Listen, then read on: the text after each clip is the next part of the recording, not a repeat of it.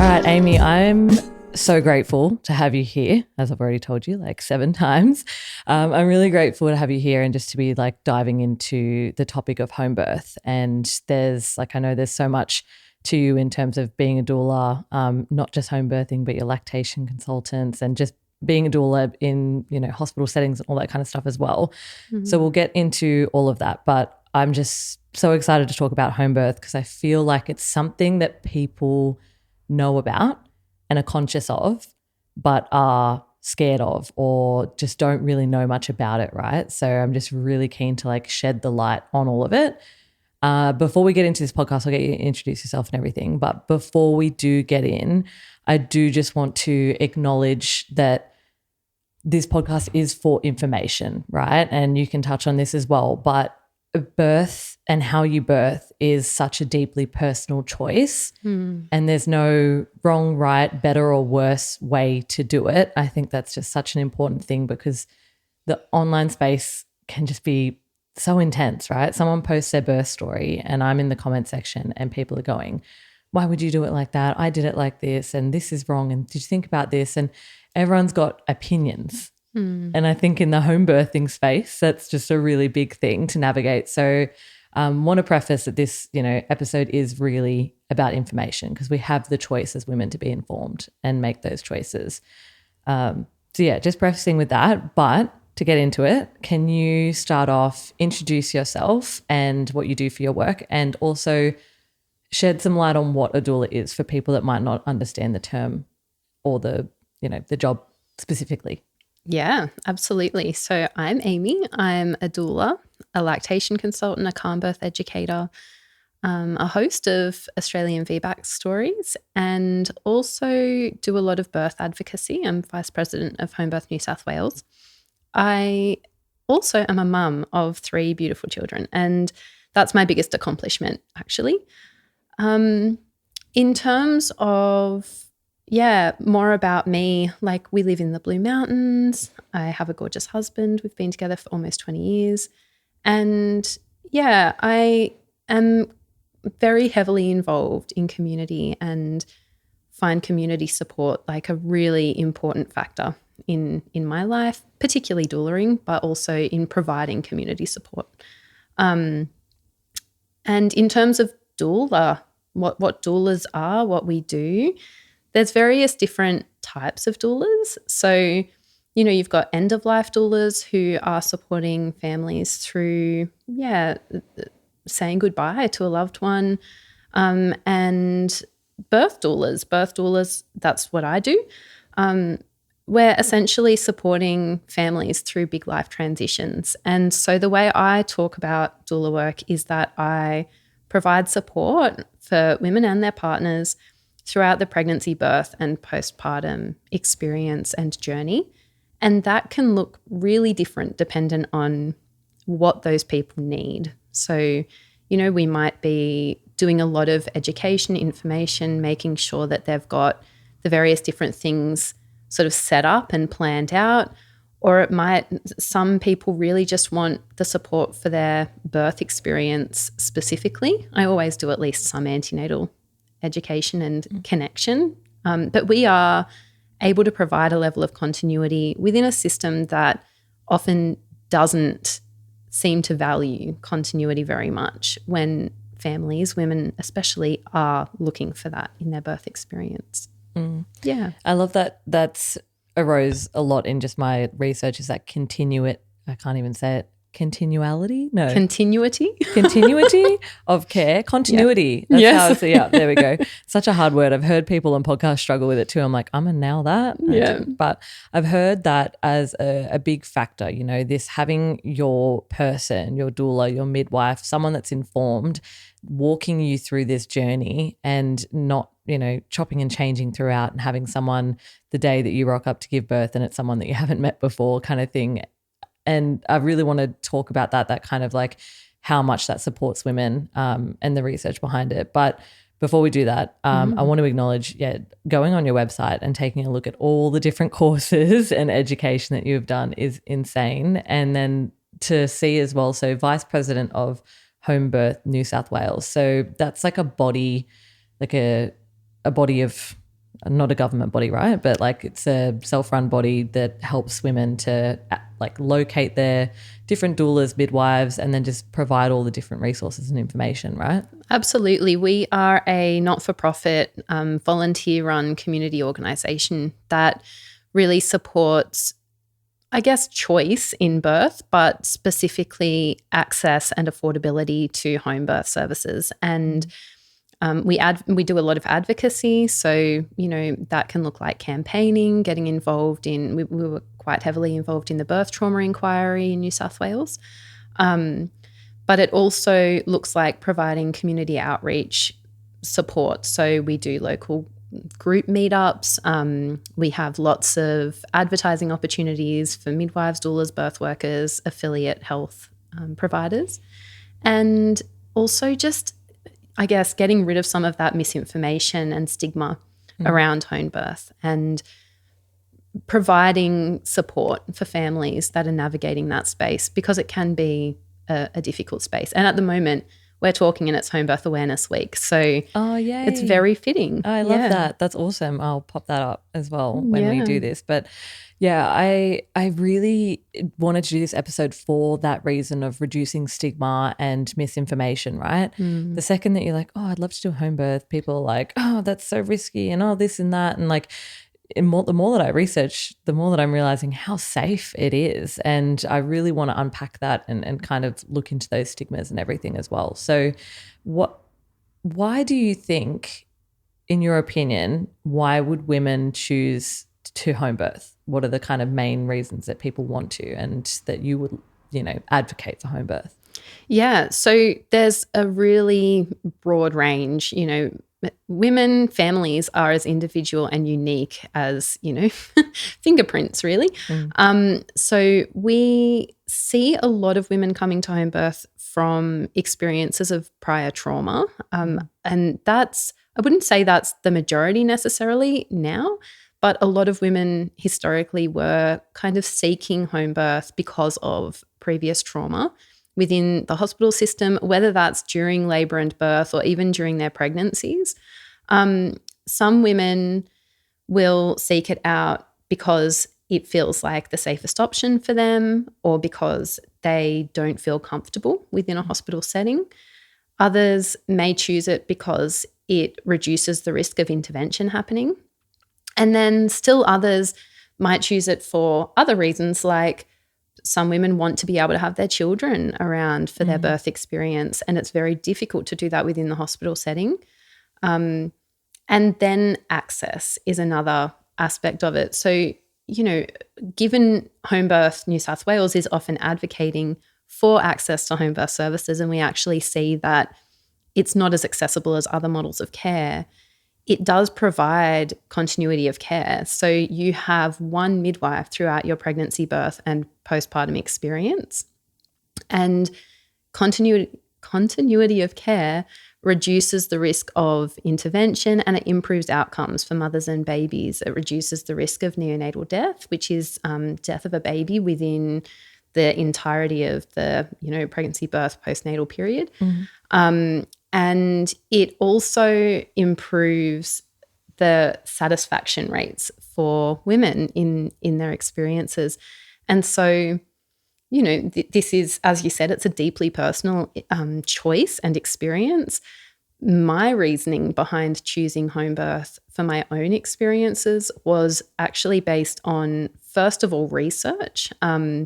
My background is in research, and so I kind of went down the rabbit hole looking into all of the different models of care that were available.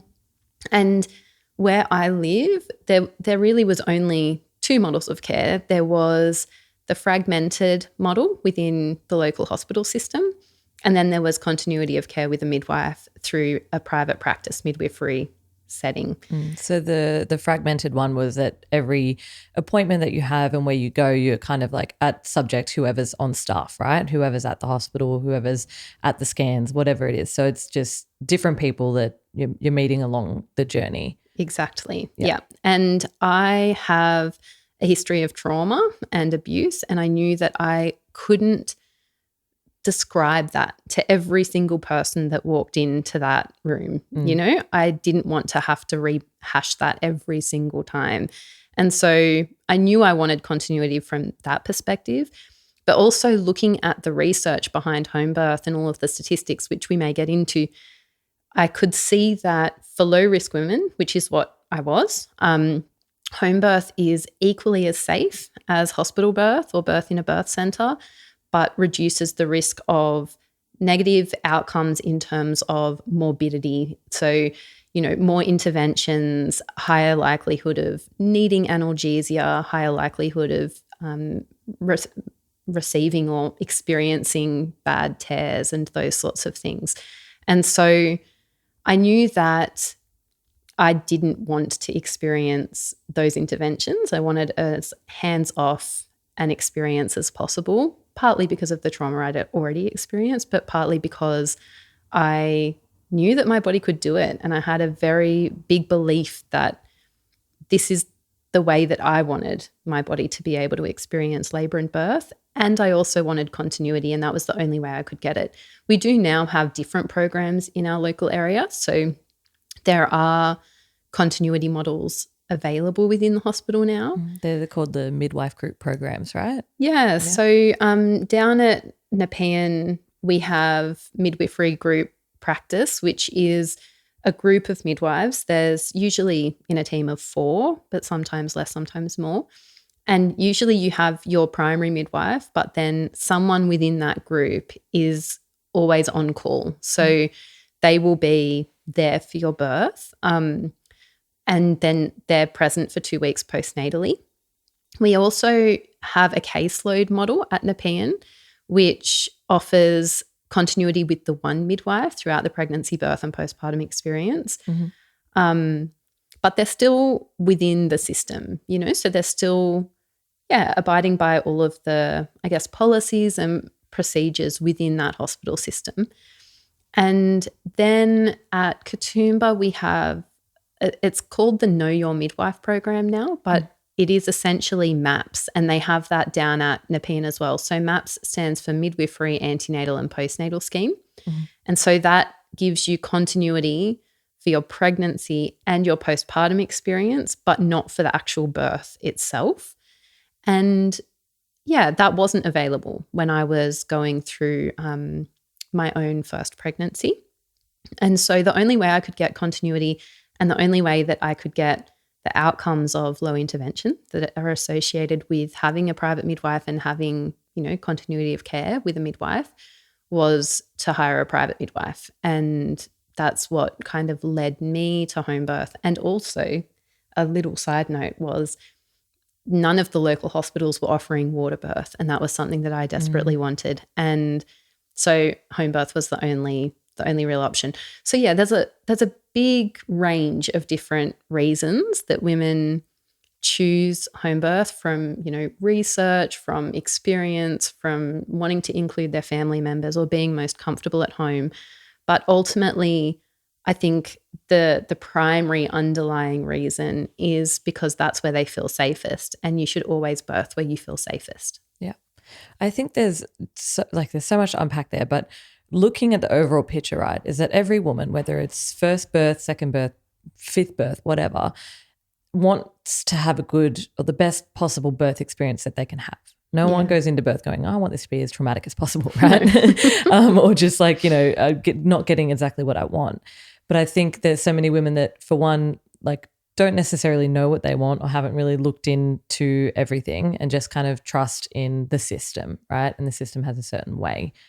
And so I think, you know, having that first question, what do I want my birth to look like? And in my mind, what is that picture? And is that picture what I'm seeing from movies or seeing from, like, where is that picture coming from? You know what I mean? Like, there's just such a painted picture in the movie world and online world that birth is just this, you know, intense, screaming kind of situation going on. And I'm sure there is parts of that, but kind of understanding what models of care are there? What does pregnancy, birth and postpartum look like for me? Knowing that in the hospital, in the what did you call it, the fragmented system, or just the general system. If you check in and go, okay, I'm going to see a bunch of different women throughout my pregnancy, and then I'm just, or doctors and whatever, and I'm going to rock up and then I'm going to birth, and just whatever happens. If you're just like, yep, whatever, I'm just going to get it done however it happens, then, you know, that's fine. But looking at that more informed and then going, oh, okay, I didn't realize that, as you said in the research, continuity of care, that's going to get me this whole podcast, continuity of care is shown to have the best benefits in terms of like satisfaction of the mother and birth outcomes. And what else were you saying? Like just, I guess, just the morbidity and mortality rates as well. Morbidity and mortality rates. Yep. Like having this like continuity of care is such a big factor in positive birth outcomes. So you go, okay, well, I don't want negative birth outcomes. So I guess I'll look at that continuity of care, you know, having a midwife that's going to know me and support me throughout all of it. And then going, you know, do I want my children around? Do I want this? What environment do I want to give in? Do I want to give birth on a bed, in a water bath, you know? I know the epidural is used in like 80% or something of pregnancy, of births now. Yeah. Such a high number, right? To me, and again, personal choice. You might not want to feel pain, but to me, I have a like, you know, my thing is I want to be able to kind of walk and move, and I really want a water birth. I just think they're so beautiful, and there's just something so like ancestral about it in a way. And that's me personally, you know, so I'm going, okay, well, I don't really want what the epidural offers. It offers less pain and pain management medically, but it doesn't offer me, you know, freedom of movement, water birth, and the experience that I'm after. So it's all of these kind of different factors that come into going, okay, what are my options? What are the models? What can I do to essentially have this experience be one of the best that it can, right? Absolutely. I was on the phone to one of the private midwives in the area the other day, and she was saying like that, you know, her cost of the whole process, but then also if you go to Westmead, there's private costs there where you get an extra like $1.5 or $2,000 or something, $2,000, whatever. And I said to her, like, obviously monetary things plays into it as well. Financial capability is a massive thing because there's a cost to having doulas and private midwives and private hospitals and all that sort of stuff. But to her, I said, I'm probably going to give birth twice in my life. And the first time is going to be, you know, a whole new experience. And I'm sure it's going to be very intense. And I'm like, if you can drop 40, 50, 60 grand on a wedding for that one experience of your life, and giving birth the first time is this one experience of your life, and it's going to be a hell of a journey, then I'm okay to drop 5 to 10 grand because I know that experience is probably going to support me. But I have the like, it's a privilege to be able to even say that, you know, it's acknowledging that that's not everyone else's choice. So there's a lot that goes into it. And I think that all of that information is going, okay, well, what's important to me and what's not? And if you're in your second birth, might be a bit easy to kind of fall into things and know what you need and what you don't need and stuff. But yeah, that's just me depacking all of that you've said a little bit. Totally. You know what I mean? And I think you're bang on the money in terms of your philosophy around birth is actually what is most important to understand and work out where you fit along that sort of medicalization spectrum. You know, if you feel intuitively and you know in your body that you want your birth to be a certain way, if it feels safest, if you're overseen by obstetricians, if you're within a hospital system, if you are looking more towards a surgical birth pathway and that feels safe for you, you know, all power to you. You're not going to be able to get that experience as easily in a fragmented model of care with midwifery-led care. You are more likely to be able to get it with a private obstetrician. So you look at having a private OB in that setting. And then the flip side of that, if you're, you know, really wanting a physiological birth where you are supported to, you know, follow your intuition and your instincts and labor naturally without intervention, your highest chance of having that is at home with a private practice midwife. Yeah. Yeah. That really kind of covers, you know, why would women choose to home birth? and that's, who you want around, how much medical intervention. Because the other thing outside of the continuity of care is that home births have a higher chance of having no intervention, right? Yep. Which is kind of like, well, yeah, because there's no intervention around to like jump to straight away. But when you think of kind of getting to that point as a woman where you're like, oh, I'm just over it, like give me drugs, they'll probably do that straight away in a hospital, you know what I mean? Or get it organized as quickly as possible. But at home, there's this little bit of like, I'll just ride it out for a little bit longer and see how I go. Because if you've gone into it with the decision, right, which I think a lot of women do, I want to go as less medicated as possible, then home birth seems to be the best opportunity to get that wish, because it's not right there readily available, and there's not doctors and nurses that are like in that kind of medical mindset. I think I heard someone say there's a midwife and a medwife.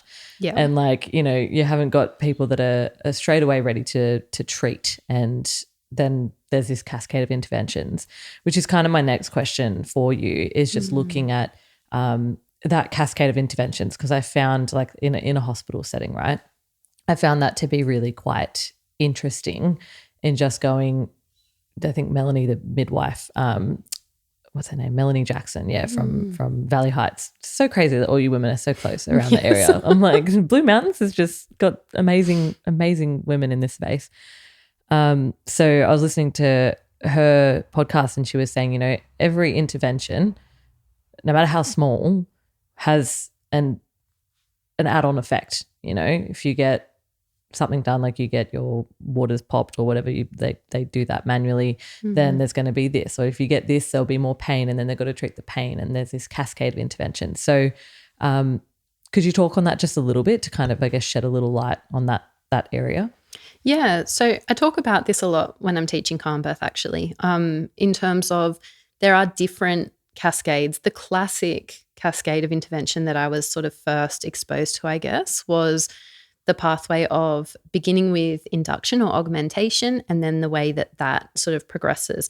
So and the way we present this in Calmbirth is we've already run through like the physiology of labor and how it works, because that is absolutely fascinating. Like your body is actually geared to be able to labor and birth so beautifully. You've got this amazing hormonal cascade that happens and provides pain relief, and it's this like positive feedback loop where the more you contract, the more, I guess, oxytocin in the body and melatonin as well, the more that those contractions keep going. And then you've got beautiful beta endorphins as well that come in and provide pain relief. They're our natural opiates. And so in a physiological birth setting, you've got all of these hormones just doing all their beautiful things, and labor usually progresses pretty beautifully and smoothly most of the time. And then if we start intervening, whether that's with an augmentation, so labor's already begun, and then what you were talking about before, like what we call an artificial rupture of membranes or breaking the waters, to try to expedite the labor, when that happens, it kind of changes the environment for the baby and for the mother. So where that's like a fairly small in the overall scheme of things intervention, but enough of one that it can sort of shift the way that birthing process is going to go. So, the benefits could be that it does expedite labor, but there's risks as well of, introducing infection, or of the baby dropping down into a position that's not ideal for them to navigate through the pelvis. It can increase the intensity for the mother. So then we're looking at what that then flows onto. And this is the cascade of intervention. So augmentation or induction, the classic one, the use of syntocinon, which is synthetic oxytocin. They do that for placental birth as well, don't they? Yeah. So I don't know what the actual percentages are. I remember Rhea Dempsey, who, if you've not heard of her, go and check her out because she's an absolute legend. But she was talking about, at least 99% of births would be having some level of syntocinon involved. And the reason for that is the majority of third stage, so the birth of the placenta, happens in a managed way within the hospital system. So we've only got about 0.7% of women having or accessing home birth services in Australia, which is actually up a lot since before COVID. It used to be 0.3%. So it has jumped up drastically. But the experience of having your placenta and birthing your placenta, if you feel held and safe and the labour hasn't been interfered with, and the same environment is maintained for the birth of the placenta, it can happen physiologically. So your body just continues on with those contractions. It very effectively births. Well, for the thousands and thousands of years that we've been birthing, right? Yeah. So it had to happen one way before we made synthetic oxytocin and stuff. I was talking to my husband about this morning because it's just what I've just learned, is that how much of a high percentage it is that it's not even really spoken about when women give birth, and then it's like, oh, all right, we'll give you this injection, and it's not like we're doing this. And in my mind, I'm like, I'm going to get flooded with natural oxytocin having this baby, right? I'm like, why do I need extra syntheticness going on? But obviously there's a medical procedure and medical practice and stuff that's been developed over years, and I would never shame medical practice because it works in different reasons and is necessary in different reasons. But I'm like, if I can kind of, physiologically, if my body can physiologically do it, then why not try and let it?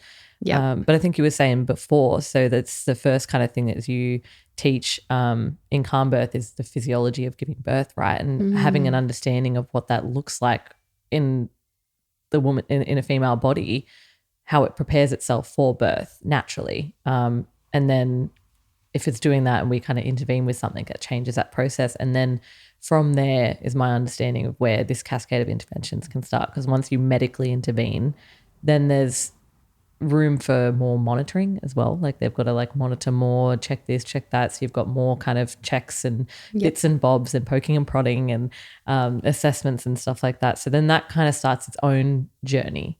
Right? Absolutely. And that, I kind of think of and speak of induction as a bit of a package deal. So not necessarily with the rupture of membranes, but with a syntocin induction, within a hospital policy, they will recommend continuous monitoring with CTG. And we know that CTG actually increases the likelihood of interventions all by itself. I was going to ask about that today, actually. Yeah, and doesn't improve outcomes for mums or babies. Can you tell people what CTG is? Because I had no idea until 2 days ago. It's cardiotocography. So it's a monitoring where you have continuous monitoring of the baby's heart rate alongside continuous monitoring of contraction intensity and frequency. And so they kind of marry those up and look at how the baby's heart changes in response to the contractions. And the difficulty we get into is that we don't actually have really clear guidelines around how midwives are meant to be, or obstetricians are meant to be interpreting CTG traces.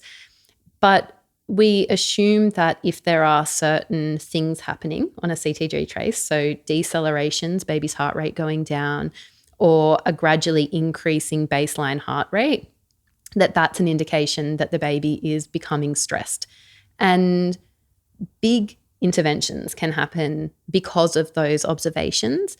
And in some instances, it's valid and it was a necessary intervention. And in others, we kind of go, maybe that CTG was picking up something that wasn't necessarily a baby in distress. And we have a lot of research, and Kirsten Small talks about this a lot, the research around CTG, and that it doesn't actually improve outcomes for mums or babies. And there's no evidence-based reasons at the moment to use CTG. Wow. So an induced labour, the policies within hospitals will state that you do need to have continuous monitoring. You'd be hooked up to a cannula so that they can keep giving you the syntocin. And they also recommend 4-hourly vaginal examinations to check what is happening with cervical dilation. Well, that's just literally straight off the bat the cascade of interventions, right? You're like, oh, we're going to induce you because maybe labour's not progressing the way that we want to. But when you're induced, then we need to introduce CTG monitoring, and then we need to insert a cannula to keep giving you this Syncontin or whatever it's called. Yeah. And then we need to check the progression every, how long did you say, every hour? Every 4 hours. And then, but it gets better. So, or worse. So syntocinon is an artificial form of oxytocin, and it is received in the body a little bit differently. So it's not just, okay, we're just giving your body oxytocin.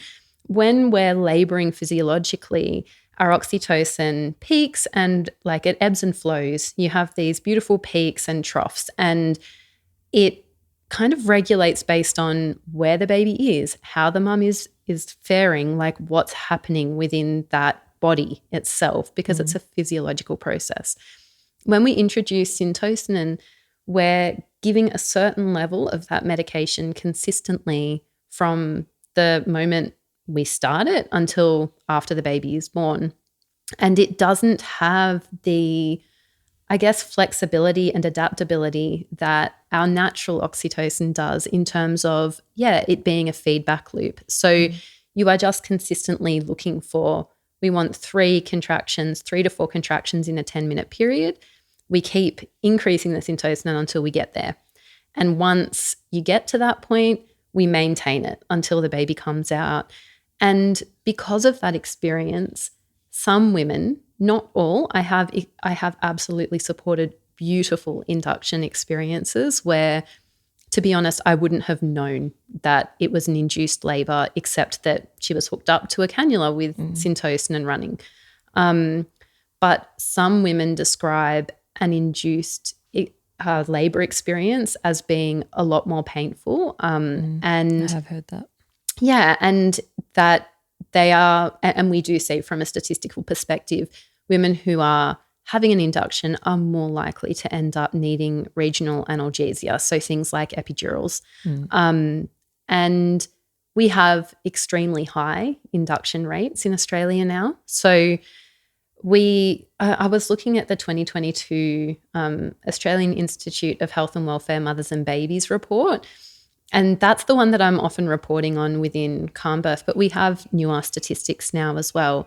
And back then we were looking at, a 15% elective cesarean, and I don't love that language actually, because it's essentially a planned cesarean. Yeah. So no labour happening, can be an unplanned cesarean as well, but no labour happening was about 15%. We then had 40% of women having a spontaneous labour, not necessarily resulting in a spontaneous like vaginal birth, but a spontaneous labour. And then the rest, which is, like 35% being induced. And now those rates are a lot higher. And in some private hospitals, the more recent statistics are looking at like 60% induction rates, even, 50% cesarean rates. So we are looking at I guess something to be aware of is we are looking at a physiological process that can happen beautifully within our bodies exactly the way it needs to. And then we're taking that process and we're putting it into the constraints of a hospital system. Medicalising it. Yeah. And all of the medicalisation that comes with that, and the expectations of, they have a certain number of beds. They can't have people there indefinitely. So if your labour is stalling or taking time, which is actually a normal part of a physiological labour, there's normal physiological plateaus in labour. But if that's happening, you are more likely to be encouraged to have an induction or an augmentation. And there's like a what's the word I'm looking for? Like not a second plan, but there's something else that they're focusing on, which is like we have a certain amount of time and a certain amount of beds. Yes. Rather than going like this is normal to have, a couple of hours where you haven't got more dilated or haven't progressed any further, like that's so normal. It's like, all right, let's do this and this. So then it's for women, like I guess uninformed, have that idea that it's like, oh, well, this has to happen because I'm not progressing. Yeah. Rather than going like it's a normal process and I don't need to move on. But there's this pressure because there's another thing going on in the medical minds, like the hospital mind, that's managing patients. Essentially you're Absolutely. a patient, right? So it's being managed. Look, it creates a really, really good picture. And I think that it's really good to kind of go, this is under the umbrella of why would women choose to home birth, right? Because we've said the reasons of what you would get out of a home birth, and now kind of going, okay, well, this is what happens in the medical side of things, or can happen, not always. And as you said, that doesn't mean that induced births are like horrific. They can be beautiful as well. So Absolutely. It's not demonizing that or throwing shade on it. It's more just going, this is what can happen. And if you don't like the sound of that, then, looking at the options and going, okay, what are my options? And, I know having doulas and private midwives coming into the hospital setting can also advocate for you.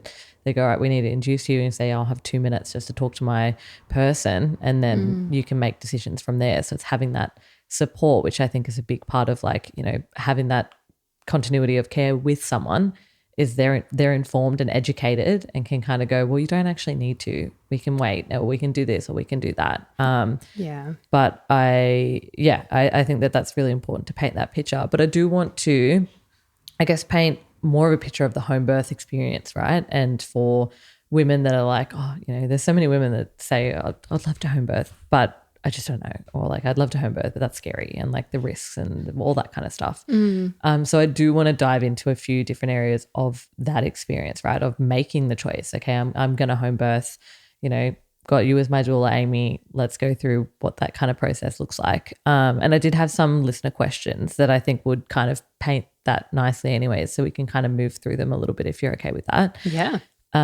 So first one is the question of, what are the risks with home births and how do they get managed if they happen? So that I'm sure would be one of the first questions that people have, without using the word, but using the word, like, what happens if there's an emergency? It's people's biggest concerns, I think, which is the first question that has popped up. Absolutely. And that was definitely my first question. Yeah. And I always encourage women to speak with their midwives. If they're planning a home birth with a midwife, or even considering it, talking with a midwife about what actually happens, what do you actually bring for these emergencies?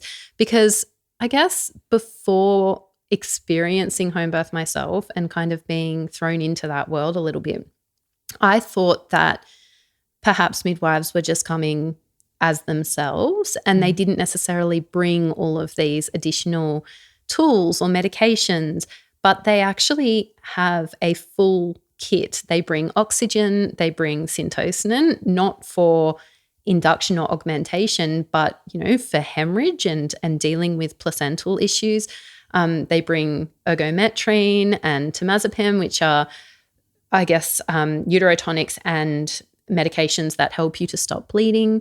So they have that. They have a large array of midwifery skills. They can suture.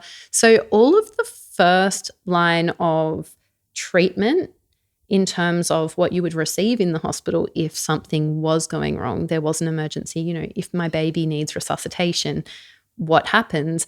Okay, they provide the first sort of stimulation to try to get the baby to breathe by themselves. If that doesn't work, they might use bagged air and a mask, and if that's not working, they've got oxygen. That's all of the first line of kind of treatment within the hospital setting.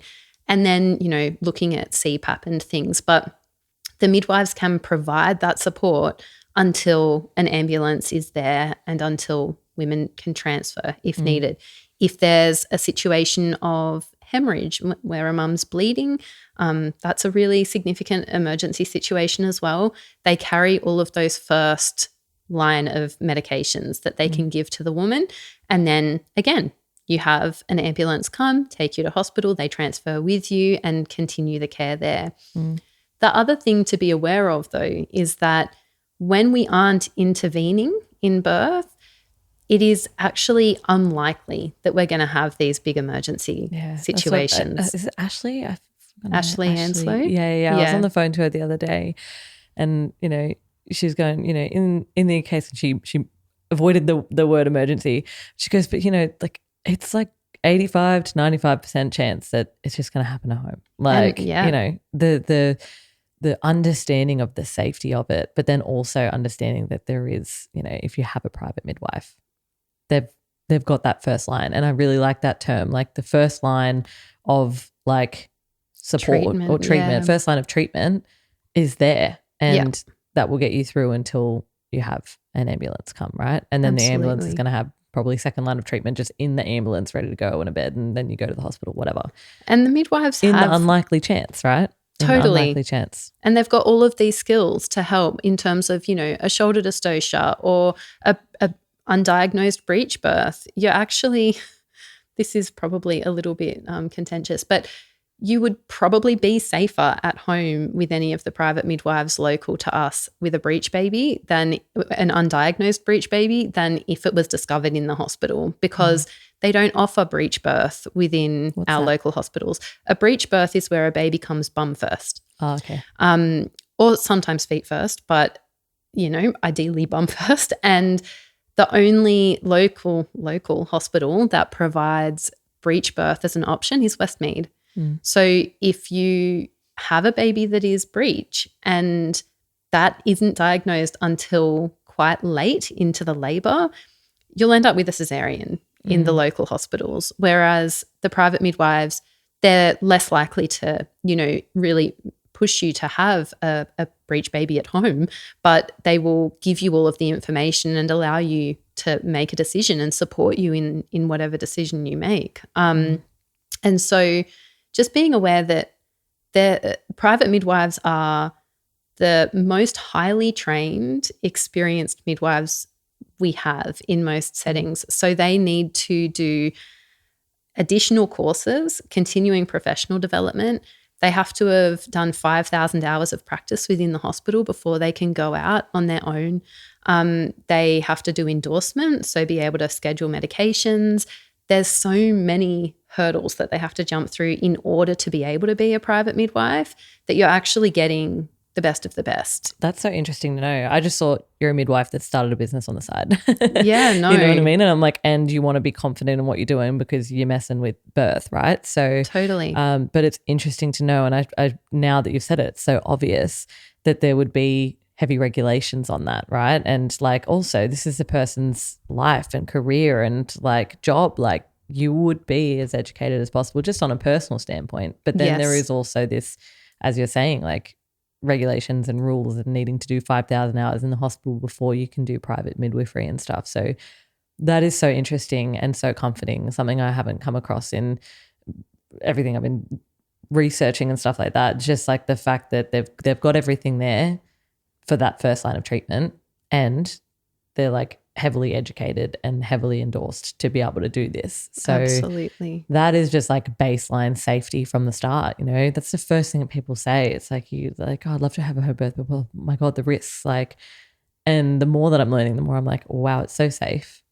It's like so much less risk, more chance of having the birth that you want to have, and doing it with your support team and your private midwife. You've got that safety level there if in the low chance that something happens. Yeah. And the continuity, I think that's really important to be aware of, because continuity saves lives, actually. If you are with, and I've witnessed this for myself within the hospital system, I'm with a woman the whole time. And so I know, like I've experienced what she's like pre-labor. I've experienced how that labor has kind of progressed, and the experience of witnessing that you can usually, not always, but usually you can pick up on things if it's feeling like something is a bit off, like the baby's position isn't great, or there's something not right about this. And there are situations where, I've been in a home setting and I've called the private midwife to come because I'm like, she's not in established labor yet, but something doesn't feel right. And I think I need you to come.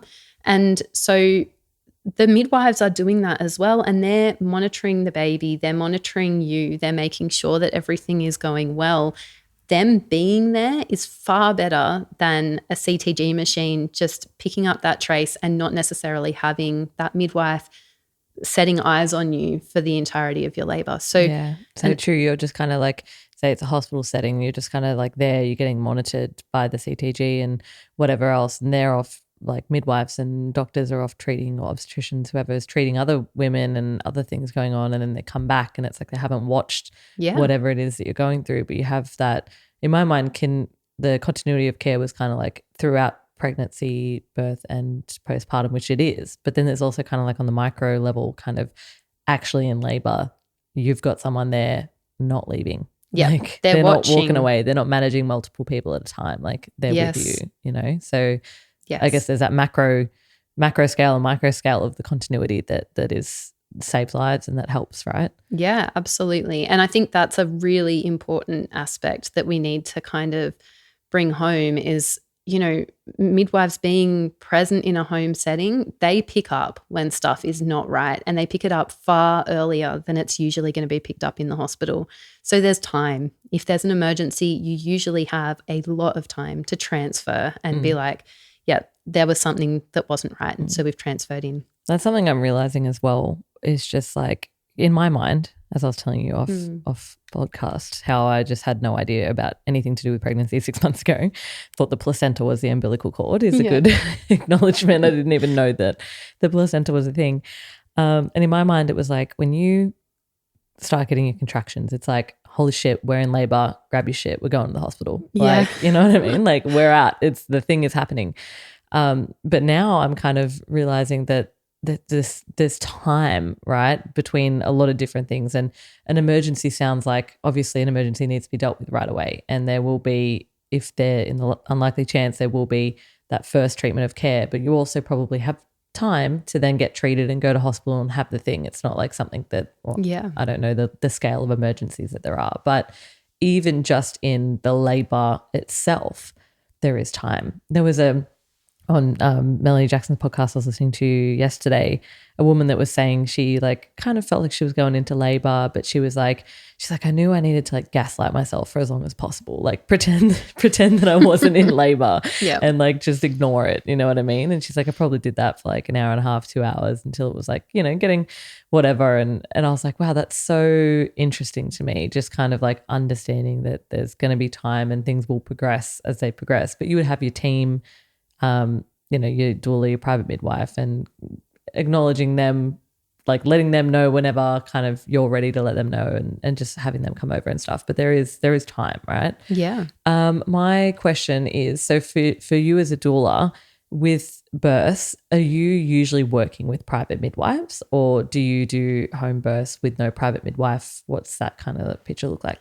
Yeah, so different doulas provide different services and the home birth without a private midwife is something that we call free birth. So it's birth without any medical provider in attendance. Okay. I personally don't attend free births, although I support women to birth in whatever way they feel is appropriate and safe for them. But yeah, all of the home births that I attend are with a private practice midwife as the care provider. And how that looks is often as the doula, I come a bit earlier than the midwife. I'm usually there, you know, providing support potentially in early labor because that can go on for days. And I think that's one of the things media has painted this really interesting picture of labor and birth where, you know, a woman's waters break, she's immediately having contractions. We rush to the hospital and the baby comes out straight away. Mind. I said that to James this morning. I said that was like this big gush of water and it's like, Yeah, and then you look at the actual birth and statistics around that, like only 10% of labours will start with waters breaking. And often waters will break and there's a lag time before there's any sort of contractions, and women can have contractions before their waters break. The baby can be born in the waters. Like there's so many variations. And I think just being aware that, yeah, early labour, it can drag on for days. And so doulas, that's our space really, where providing support in the early labour space, we come, you know, to provide support to the family. And, you know, sometimes that looks like us popping in and out. Sometimes it's us being there so that the partner can get some rest because, yeah, it's a whole family marathon really. And then as things establish and are really progressing more, we contact the midwives and the midwife comes and is there for that part of labour, or if there's any concerns, we call them earlier, of course, and just constantly keeping them updated. And then, yeah, the midwifery doula team is a really beautiful one in that you're getting all of the medicalized support from the midwife, because ultimately that's what you're hiring a midwife for. And then you're getting all of the sort of emotional, physical, spiritual support from the doula. And those two, I guess, roles are very different. And I'm starting to understand that picture as well. yeah, like the different roles that you both play. Yeah. I think I've been asked very frequently, like, oh, so what's a doula? Are you like a baby midwife? And I'm like, oh no, like we are very different roles. I'm providing support. Midwives do also provide a level of support as well, but their primary focus is to make sure that you are medically well and your baby is medically well. And the, emotional and physical support is aside to that. Like they provide that as well where they can, but it's not their priority. Yeah. And they're both so different, because I've heard so many times like labor is just as much of a mental game as it is a physical game. And then obviously there's this physiological, medical care that needs to be kind of present. Well, outside of free birth is recommended to be present. Not that you need all the interventions that do come so regularly, but it's like just having that medical knowledge and support there is important, and like assessment, I guess. Yeah. But then you've got this mental side that is like being able to kind of move through the pain and manage the pain and all the different techniques. That was another question, that a listener question that was kind of like the tools to best help manage like pain, which was obviously going to be another big one that people are going to ask as well. But having that spiritual support, having a woman with you that's been through birth, that knows you from this, time that you've spent with them, and knows your partner and knows your home and just all of that stuff. So it really is just two levels of care, right? Just totally covering all grounds essentially. Yep, absolutely. And I've had, so you've been a doula for two of my friends now, as I've found out. So my friend Erin from Health Haven, Erin and Rob. Gorgeous. Yeah, she absolutely adores you. And then when I put up our story the other day, my friend Jackie and Reese Chapman, they told me that you supported them as well. And so like beautiful to hear the after support as well. Like my friend, like chap, he was like, it's a 3-person job. Like it's definitely a 3-person job. He's like, you never realize how much that extra hand. And he was saying he rocked up with like food and stuff afterwards, like a cooked meal, and just that is that homey, beautiful support. But also you're so educated and knowledgeable that you can then help throughout the pregnancy to make decisions and work with the private midwife. And you just got this team. Absolutely. Right? Yeah. And it is a team effort. And I think being aware that, you want your midwife to be on the ball, well rested, ready for those, if there is anything emergent that arises. Whereas doulas, we're just in that space for as long as we need to be, providing the support. We're doing hip squeezes and, counter pressure and going and getting food. One of my biggest roles within the birth space, and I often say this to women when, they're kind of asking what doula support is about supporting the partner more so than supporting the woman. The woman is going to do her thing, and that's actually perfect, and we want her to be doing that. And ideally she has the partner as, she's chosen that person. They are her person. So she's going to feel most comfortable and confident and supported by that person. But then the doula adds, the techniques, the strategies, the information so that the partner is supported to provide that for the woman. But then also, if they're tired, it's like, hey, tap out for a moment. I'm going to be here. Or you look thirsty. Here's some water. Don't stand like that. I'll bring you a birth ball to sit on. Like all of these things just to help, I guess, maintain that space for the couple, but also just all of that physical support and informational support for the partner as well. Wow, that's really, really helpful. Yeah, like I'm totally seeing that picture now. Like I'm imagining, being on the floor or being on the couch and like your husband's kind of bent over and you're like, wait a minute, that looks like it's going to hurt in a couple of days. Like sit this so you're comfortable, you're more present. And like obviously like for a partner as well, for them like that isn't going through it, like they would feel I think a lot of people would feel kind of like not knowing what to do, a bit helpless, blah, blah, blah, blah. So having that extra support to go, how about we try this, you know, which I think you do that a lot, like give a lot of that information in your Calmbirth classes, which I want to ask about as well. Yeah. But helping them help their partner, helping the partner help the woman, you know? Yeah. But all of that, yeah, it just sounds like it's covering all grounds to really create just as much support as you can in what is going to be, you know, one of the biggest moments of your life. Exactly. And have long-term consequences on your and your baby's health potentially, you know? Like I think that that's something that when you were saying before, you know, you can drop 60 to 80 grand on a wedding and it's one day, but people balk at like spending 10 grand on their birth. And I kind of go, not only is it possibly, it's going to be one of, if not the most memorable day of your life. I've spoken to 80-year-old women who have been at births as like the grandmothers, and they're like, oh yes, I still remember it like it was yesterday, you know, like that experience sticks with you for your entire life.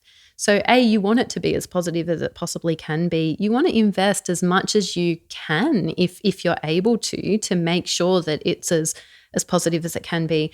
But also if you have those, you know, interventions and outcomes that you're not wanting, or, you know, God forbid something does happen that is really negative, that sticks with you for your life as well. So, you know, really significant tears or big hemorrhages, or like that's the start of your mothering journey, and that will stay with you. Yeah. So I think being prepared, educated and supported the best way you can be is so important, and it's worth investing the time and the money into it if you can. Yeah, for sure.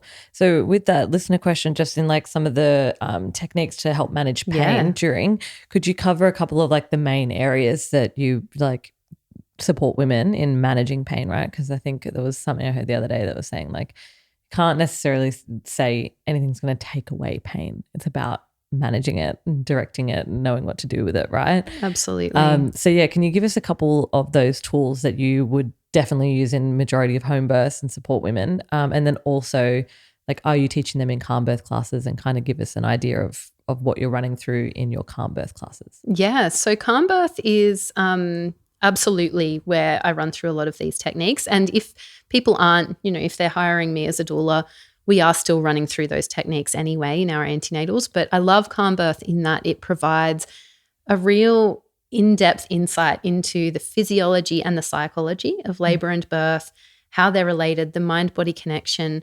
We run through physical tools, how partners can really support the woman, and also all of the tools that, you know, women have just as part of being, relaxation tools, breath work, visualization, affirmation. They're things that I say, this is your labor toolbox that you don't need anybody with you to activate and start using any of those tools.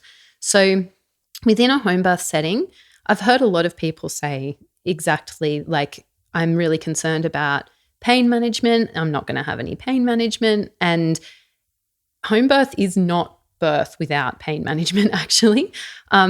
We use all of the self-care measures. So the ones that I think are really important, and it's a bit different to, I think, where a lot of people would go, is mindset is a massive aspect that is really, really important to get around. So you were talking earlier about someone who was just kind of convincing themselves that, no, I'm not in labor, or just ignoring it as long as they possibly could.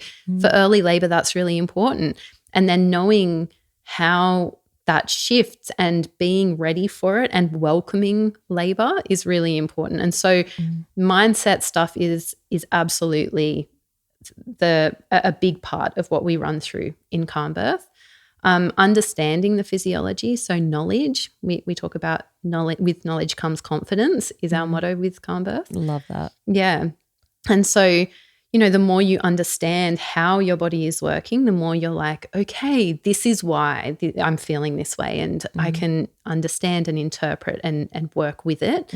At the same time, like even contractions are like your body, like your cervix opening and shortening and this and that. And I was like, even that is just knowing that brings you a sense of peace, right? Yeah. And knowing I could go forever. I teach a 2-day course about it, but knowing how the uterus contracts and how those muscle fibers work to help shorten and dilate the cervix, and then understanding the baby's role in that, and that actually the cervix isn't the be-all and end-all. It's actually the positioning of the baby and how they're navigating through the pelvis. All of that is just, phenomenal information to have at your disposal. And so, we run through mindset. We do a lot of relaxation exercises, and that can look like guided meditations or guided relaxations. Some people do hypnosis, which is absolutely an option as well. We work on breath work, so different breaths for how to manage pain essentially, or discomfort in labor. And then affirmation we talk a little bit about, and visualization as a tool. And then there's a whole heap of hands-on techniques like massage, spinning babies techniques, acupressure, hip squeezes, sacral presses, things that you can do with the pelvis itself to help make more space for a baby to move down and through. And then other techniques like using distraction or TENS machines, transcutaneous electronic nerve stimulation, is a great technique to help support women through labor. That's very available at a home birth setting, in a home birth setting. And home birth midwives often can do sterile water injections as well, which is another pain relief strategy. So although you don't have the ones of like an epidural or morphine at home, they're actually. They're the pain relief that you have in a hospital that you can't access at home. But we have literally everything else minus gas, the nitrous oxide gas, which I've actually had some women access that with a private midwife anyway. So interesting. That is an option as well. Yeah. And then water immersion. Yeah. And I've heard women just say when they get in the bath, it's like euphoric, like when because you kind of push it out a little bit, right? Yeah. And kind of wait till it's like active labor or whatever. Yeah. But I've heard so far from what I can see is that people really love the TENS machine. The what were you saying? Like acupressure and hip squeezes? Hip squeezes and acupressure, and that comes from like yourself or your partner that like knows what to do, right? And that's just essentially like counter pressure on the back in a way, like kind of thing. That's I've seen that is amazing. The comb, which I think I don't know what you're doing with the comb. Are you counting it or are you just squeezing it? There's women that are saying they had bruises in their hands because it's just kind of like referring your pain receptors somewhere else. So it's a little comb that you hold in your hand and essentially just it's gate control theory. So you're squeezing it. Some people actually use it along acupressure points though, specifically. And then there's like these little they're called the birth weapon, but they're like little balls with spikes that you can hold and squeeze, and some women find them even better than the comb. So it's not home birth isn't birth without pain relief, actually. It's just with different pain relief. And I think being aware that birthing in a home setting already from the very beginning feels different to being in a hospital setting. And some women are going to feel a lot safer in a hospital. And so for them, absolutely, birth in a hospital.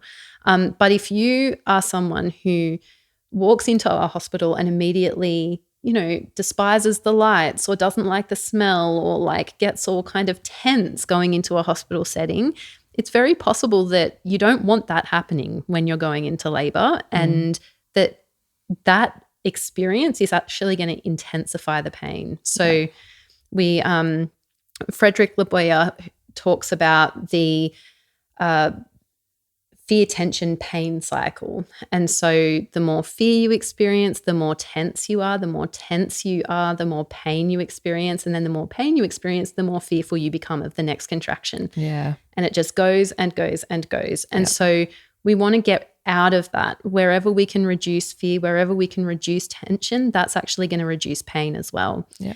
And pain is it's a really interesting thing because two people can be experiencing the exact same thing but have very different thresholds of describing what that feels like. You know, this is pain, this is pressure. And so a lot of it is headspace, and a lot of it is about, I guess, rewriting those limiting beliefs around what birth looks like and what it is for yourself. And that's not me saying, yeah, like if you do enough, you'll have a pain-free birth. I've had a blissful, ecstatic birth that was still painful, and I've had an extraordinarily difficult birth that was, excruciating, I would say. But the difference between those two was my mindset and how much I welcomed that in, and what I did in that space, and who was with me. Yeah. Yeah. Yeah, it's so important. Hey, like I really, it started really sinking in of going like as much of a mental game as it is a physical game. Yes. And I think working on that is like, you know, an incredible tool. Having the affirmations and your meditations and just generally like that knowledge of going like, if I relax into this contraction, like I'll progress further, or like just all those different tools at your disposal. And also having your partner on board, right? Like I know like with James one day, whenever we go through our birth, I want to be able to like have kind of a thing of things that he can say, you know, the affirmations that really sit true to me. I've seen those ones, like classic ones, like, you know, this contraction is one more contraction closer to my baby, and like things like that. But yeah, just I think that's really cool knowing as well that home birth isn't necessarily just raw dogging. Like, no. you can have lots of different tools and techniques, and physical things too. The TENS machine is something I've heard is amazing that people love as well. Yeah. So there are lots of tools, and then you have your private midwife and your doula, who have done all the things and know all the different bits and bobs to support you through that. But I think, just having that mindset towards it is a massive thing. It's something I've known I've had to work on because I was so fearful of pregnancy and birth, and it's like that's not going to be great, like to have that fear all the way up and then go into contraction and be like fuck, like it's here, like oh my god, you know, that sounds horrible. I want to be like excited and relaxed and know what to expect and how to come into it to have the best experience, to reduce the risk of trauma, reduce the risk of damage to my body or to baby, to all the different things. So I think I think it's really good to know all those options. And I know as well that, you know, there are beautiful birthing suites in different hospitals, and there's birthing like birthing centers that are not necessarily hospitals, right? I don't know if there's any around here. Not here, I was unfortunately. Say, because I was listening to a podcast and like I feel like it was American or somewhere else in Australia. There definitely are others in Australia, like even just in Sydney, but we don't have any in the mountains. Yeah, makes sense. Yeah. So like there's, you know, you can look that up in your different areas and go, is there, if I'm not super comfortable with birthing at home, but I do want to look at all these different options and have a private midwife and these different kind of models of care that are available, is there a birthing centre that I'll feel more comfortable with, that has all the stuff, you know what I mean, that could be supported medically, but also like you're starting off in a bit more of a kind of a cross between a home and a hospital setting in a way. And there are other options in that as well. Like you can have a private midwife that has admitting rights within a hospital. So you still have, you're still paying that private midwife. They still do the antenatal and postnatal care at home, and they're there for your birth and they manage your birth medically as needed. So you're still getting their support the same as it would be in a home setting, but it's within the hospital. I found that with Ashley. I found it so interesting because she was saying, you know, she's a staff member at Westmead, but not at Nepean. So like if you need to leave the home birth setting and go, you can go to Nepean, but essentially she has no like, she won't be able to talk in front of the people because she can so easily get kicked out, like, and you're going to Westmead as a staff member, there's all these different rights that she then has, you know, or like what did you say, like admission rights. You're admitted under that midwife. So that was interesting. It's more about her being able to, within any setting, doulas or private midwives are going to be providing you information and support however they can within that space. But within Westmead Hospital or any hospital that has admitting rights for particular private midwives, not all private midwives will have the admitting rights. they can actually provide your medical care. So it's more than just being able, like if they transfer you into Nepean or Katoomba, for example, they essentially become a doula in terms of the amount of support that they can provide. They're not able to do any of the medical side of things anymore. They still have the information and knowledge that they can share, but they can't do, vaginal exams or any of the medical procedures, whereas within an admitting rights hospital that they have the admitting rights at, they can. Yeah. That makes sense, because then essentially it's like you've got your private midwife that's walking you through the journey, but then you've got someone random that's like doing all the examinations and everything in the end anyways, right? So just another kind of thing to consider, which when you do find a private midwife and your doula, these are all the things that they would obviously talk to you about straight off the bat anyways. Yeah. Yeah, look, that is so much information. I just want to make sure that I haven't missed any kind of important listener questions, and then I think we could probably wrap it up there. There are so many questions. We're going to need to do like a couple of episodes, I think. I'm very happy to do that. Yeah, I'd love to do a lactation one as well, because that's just another whole topic in itself. Yeah. Okay, I'm going to go through two ones that I think are important information. So are there any cons to water birth? Oh, that's a good question. Yeah. In a situation where a woman is laboring physiologically and the baby is well and not showing signs of any sort of distress, no. Like it's really safe. Babies have this innate dive reflex where when they're born, they hold their breath, and then until they're kind of introduced to the air, they won't take a breath. The only situations where it is a bit problematic is if a baby is distressed or there is a very, intense labor situation. Perhaps baby is preterm or a mum is being induced. A birth in the water holds higher risk in those situations because there is the potential the baby could gasp and try and take a breath of air while they're still under the water. Okay. Because, distress overrides that dive reflex. But from a perspective of, a physiological labor where everything is going well, or even an induced labor but everything is looking really good and the baby is happy and well, no, there's not really cons. Some women get maybe a bit hot, need to get back out. Some women can get a bit dehydrated if you're in there for a really long time, and it can slow labor down if you use it a little bit too early. But at the same time, sometimes that can be a really beneficial thing. If you need a rest and you're just like, get me out of here for a moment, have a rest in the bath, then get back out, start again. So it's interesting that it slows labor down.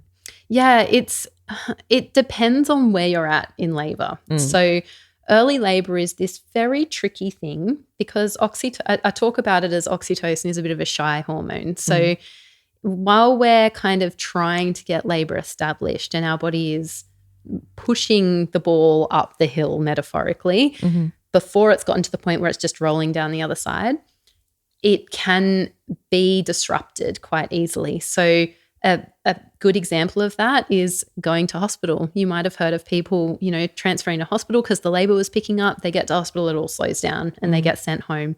That's a classic thing of it was just a bit early to be transferring. New people coming into the space or getting in the water can just slow it down. And sometimes that's a very welcomed thing and other times not so much. The other potential risk factor for water birth or more so water labor is if the waters have already broken, the membranes have released already, there is a potential risk of infection if it is, long term that you're in there. So you may have heard on the Great Birth Rebellion podcast, there's an episode on premature rupture of membranes, which is waters breaking before labor, and the different risks around that. Do you wait 24 hours, which is, most hospitals will recommend being induced within that 24-hour period, but you can wait longer if you want to, but the risk of infection increases. And getting into a pool of water before the labor has established is one of those things that can also introduce infection.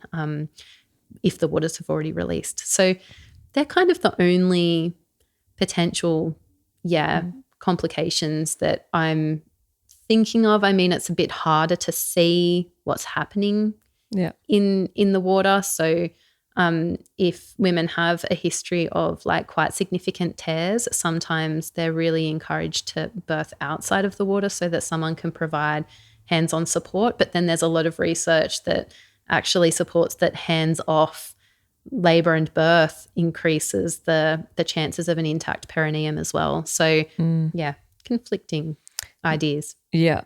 Oh, that's so interesting. That was another question as well of like prepping for vaginal birth. Like, what are some things that we can do? Which I think that that perineal stretching is like shown to reduce tears by like 65% or something like that. In first-time mums, it's mostly for first-time mums. For second and subsequent mums, it doesn't seem that there's a statistical difference that happens. But yeah, for first-time mums, because it's probably like less likely to get a tear in the second time round, is it?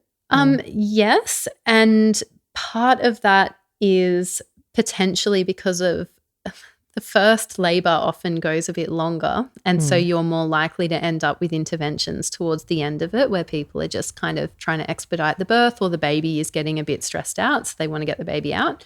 So that's one aspect of it. But the other, I think, is like I talk about perineal massage from the perspective of using it as a tool for feeling that stretch and learning techniques to kind of work through it. So breathing through it. I had like a pretty significant tear for my second baby. My first was a cesarean, and then my second baby, I didn't do any perineal stretching. I'd done it for my first.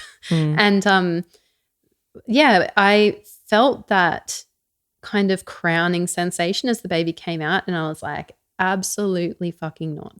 Get out. And I pushed like all buggery, and I ended up tearing. And it wasn't a severe tear, but it was like a pretty bad second degree tear. So borderline of having to go to hospital to get it sutured. And ouch. Yeah. And midwives can do suturing at home, but for like your first and second degree tears, not for the severe tears like a third or fourth. Yeah. And so with my next birth, I actually felt that sensation as her head was crowning, and I reminded myself that I needed to breathe, and I breathed through it. And so I think that is where a lot of the power of perineal massage and stretching comes from. I do think that massaging that area and like helping make those tissues more supple is great, but I also just think learning to breathe when that sensation happens. It's a new sensation, right? Because I've even thought that. I'm like, I looked up what a perineal massage, like some lady was trying to do an example like with her mouth of what it should look like, and I was like, oh, and I'm going like, God, tensing up. Like it makes me like, so I'm like that would make sense, is just understanding, for one, what that sensation of having that extra stretch there feels like, and then having that preemptive like knowledge going, okay, like that's all right, breathe through this, right? So totally. Because I can assume that a perineal massage isn't nice feeling, you know. Not if you're doing it properly, not really. So I think that that's a really important point as well, is that it's also helping just preempt what that feeling is like and being able to breathe through it, which is and practicing your breathing and your relaxation tools, and you know, often women can't reach to do perineal massage at the end of pregnancy, so partners are kind of enlisted to help support them, and I think it's a good opportunity for them to also recognize like, oh wow, like this area is built for this, like it stretches beautifully, and just getting that sensation, and I guess learning to tolerate it and manage it. And there's other devices and things that some people use, like EpiNose and those sorts of things, but it's all working from that same perspective of like stretching, learning to like relax into it and allow it to happen. And then there's other things that help prevent tearing even more so, like having warmth on the perineum, so warm perineal compresses to help everything stretch beautifully, and then just acknowledging that actually tearing, that area is built to heal from tears perfectly. Like it heals so quickly.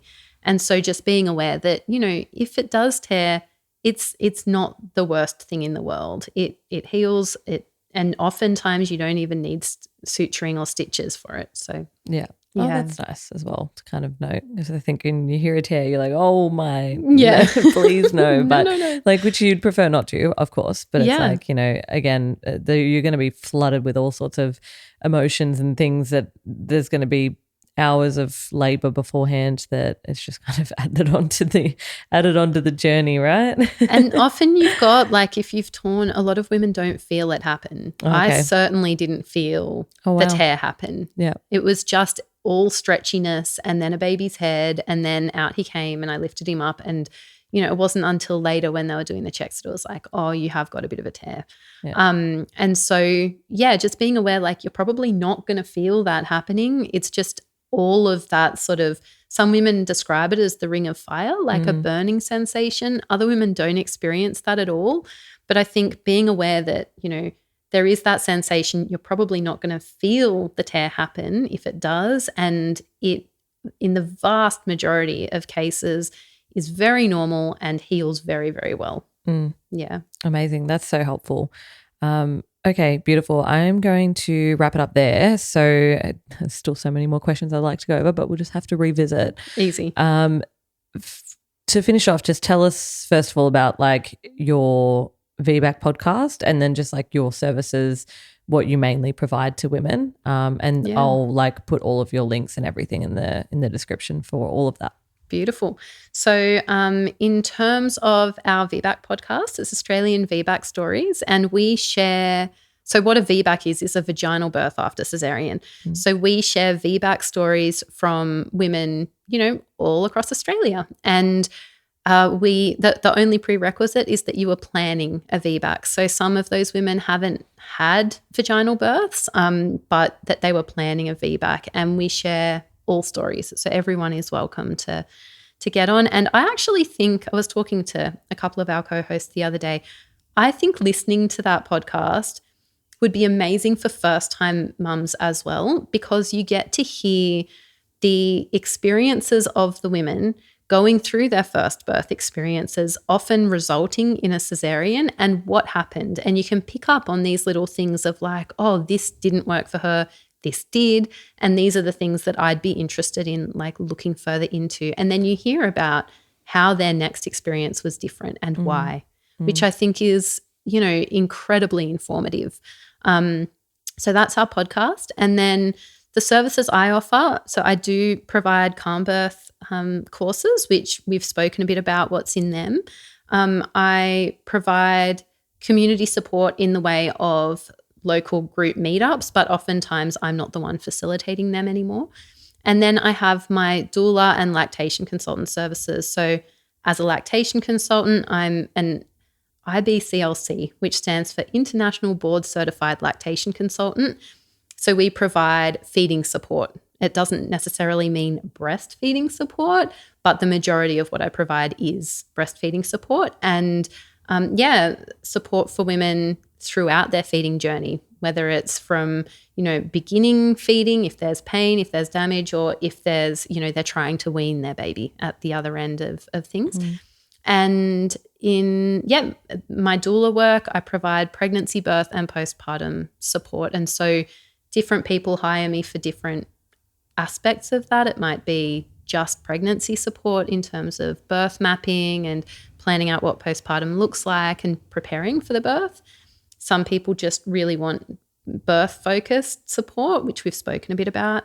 And then others might just want postnatal support where, I'm bringing meals, providing lactation support, and just whatever they need help with around baby care and helping the family home. Yeah, amazing. You do so much. I'm going to put links to all of it. I'll put a link to the podcast, to your website, to your socials, all of that on the description. But we're going to need to catch up again because I feel That's great. We could talk for like 5 hours, honestly. So yeah, we'd love to get you back for lactation, and then just to kind of even that like planning, you know, what goes into planning and what can you plan for. And I think it's so important even when you're planning a home birth or a different kind of birth to go, okay, what happens if I do get an emergency cesarean?